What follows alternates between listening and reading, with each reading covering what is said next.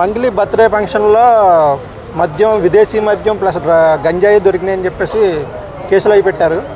ఏంటో ఒక మంగ్లీ మీద కొంచెం ఇటువంటి మచ్చపడి ఉండేది కాదు. ఆవిడ కూడా సెలబ్రిటీస్ లాగే, అంటే సెలబ్రిటీస్ అందరూ కూడా ఇదే టైప్ అలవాటు ఉంటాయంటారా? మీరు ఏమనుకుంటున్నారు అసలు? మంగ్లీ గారి మీద జరిగినటువంటి ఆమె బర్త్డే పార్టీలో కుట్రకోణం జరిగింది. ఎవడో చేసిన తప్పుకు వాళ్ళు నేచారు. సరే, బర్త్డేలు అంటే ఎవరైనా కూడా దోస్తులకు, ఫ్రెండ్స్లకు అందరికీ కూడా పార్టీలు ఇచ్చుకుంటారు. సరే, వారు విదేశీ మద్యమం పర్మిషన్ తీసుకోవడం తప్పే. కానీ అక్కడ ఉన్నటువంటి ఎవడో గంజాయి సేవించి ఎవడో చేసేటట్టుగా మంగ్లీ గారి పేరు ఖరాబ్ చేసి, మంగ్లీ మీద అబండాలు వేసి వారి మీద కేసులు జరిగిన పార్టీలో పాల్గొన్నాడు ఎవడో తాగిండు.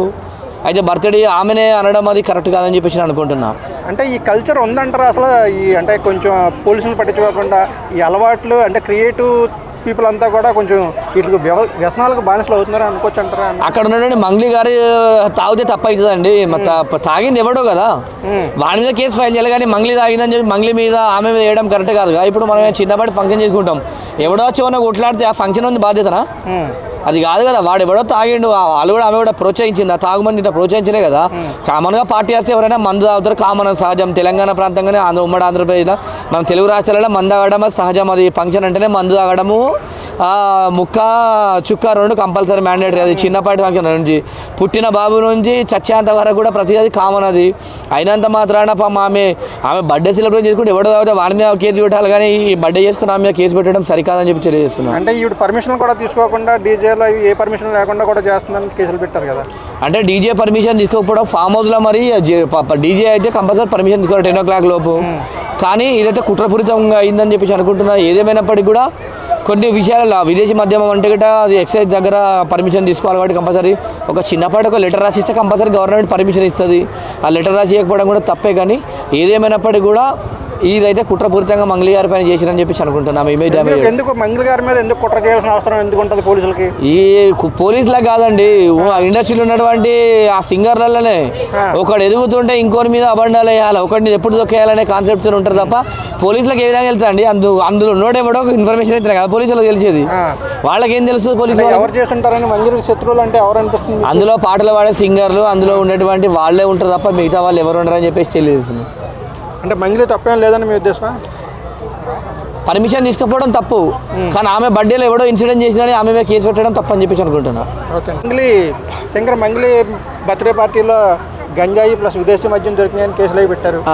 ఏంటి ఆవిడ మీద ఏమైనా కుట్ర జరుగుతుంది అనుకుంటారా? లేకపోతే ఆవిడ కూడా సెలబ్రిటీస్ లాగా ఆవిడ కొంచెం మంచిదే అని అనుకునేవారు చాలామంది. అవును. కానీ ఆవిడ కూడా ఇటువంటి అలవాట్లు ఉంటాయి. ఏంటి క్రియేటివ్ పీపుల్ అందరికీ అన్న అలవాట్లు ఉంటాయంటారా? సాధారణంగా ఇక్కడ 2 రకాలు చూస్తున్నారు. ఒకటి ఏంటంటే మంగ్లీ అనేటువంటి ఆమె ఇదివరకు వైఎస్ఆర్ కాంగ్రెస్ పార్టీ చేసింది కాబట్టి, ఇప్పుడు తెలుగుదేశం పార్టీ కూటమి అధికారంలో వచ్చింది కాబట్టి అప్పటి వాళ్ళందరినీ కూడా ఒక్కొక్కరిని కూడా రెడ్ బుక్ రాజ్యాంగం ద్వారా అందరినీ కూడా ఒక్కొక్కరిని కూడా కారాగారాలు వేస్తున్నారు. టీడీపీకి ఏముంటుంది దానికి? ఇక్కడ తెలంగాణ అమ్మాయి కదా ఆమె కూడా వైఎస్ఆర్ కాంగ్రెస్ పార్టీ తరఫున పనిచేసింది. చాలా మంది ఆమె బయటకు వచ్చి స్టేట్మెంట్ కూడా ఇవ్వడం జరిగింది. ఏమనంటే, నేను కేవలం కళాకారిని మాత్రమే, ఆ పార్టీ వాళ్ళు అది అడిగారు కాబట్టి వాళ్ళకి నేను నా యొక్క సహకారం కళారంగంలో అందజేశాను, అంతేగాని పార్టీకి నాకు ఎటువంటి సంబంధం లేదని స్పష్టంగా చెప్పడం జరిగింది. అదేవిధంగా ఇప్పుడు తెలుగుదేశం పార్టీ ఇన్వైట్ చేసి తెలుగుదేశం పార్టీ కూడా సహకారం అందజేస్తాను, నా యొక్క కళారంగంలో చేస్తానని చెప్పింది. కానీ ఏంటంటే ఆ మాటలు కూడా పూర్తిగా విశ్వసించలేదు ఎవరు. ఆమెను ఇప్పటికి కూడా వైఎస్ఆర్ కాంగ్రెస్ పార్టీకి చెందినటువంటి మహిళ కోవటని కూడా భావిస్తున్నారు. అంతేకాకుండా ఇప్పుడు ఆమె పార్టీలో దొరికినటువంటి డ్రగ్స్ అనేటువంటి కూడా సంచలనం సృష్టిస్తున్నాయి. గంజాయి ఒకటే దొరికింది.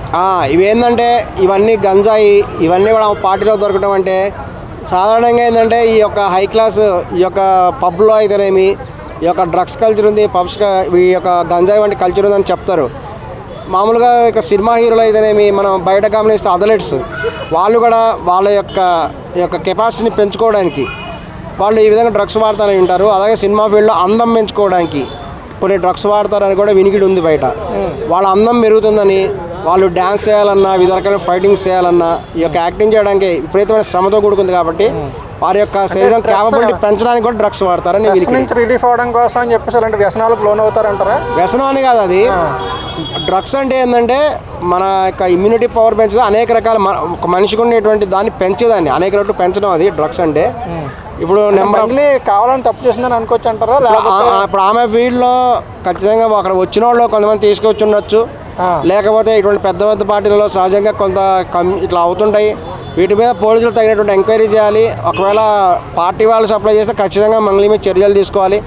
లేదు వాళ్ళకి సంబంధం లేదు, కొంతమంది పార్టీకి వచ్చిన వాళ్ళు తీసుకొచ్చుంటారు వీడిగా అని చెప్తే వాళ్ళ మీద చర్యలు తీసుకోవాలి. ఇటు ఈ మధ్యకాలంలో బాగా పేరు వచ్చింది, దాంతో అన్న కొంతమంది అన్న కక్షతో చేస్తుంటారు అని అనుకోవచ్చు. అవును, మంగ్లీ మన మీద కక్షతో కూడా చేసేటువంటి అవకాశం కూడా ఉంది. ఈ విషయం మీద తగినటువంటి తీవ్రమైనటువంటి ఎంక్వైరీ కూడా జరగాలి. జరిగి ఒకవేళ మంగ్లీ పార్టీలో ఉద్దేశపూర్వకంగా నిర్వాహకులే అందించారా, లేకపోతే పార్టిసిపేట్ చేసిన వాళ్ళు తీసుకొచ్చారా, జనాలకు ఏ విధంగా ఉంటుందని అనుకోవచ్చా? మంగ్లీకి తెలియకుండా జరిగి ఉంటుందని అనుకోవచ్చు అంటారా? తెలియకుండా కూడా అవకాశం ఉంది.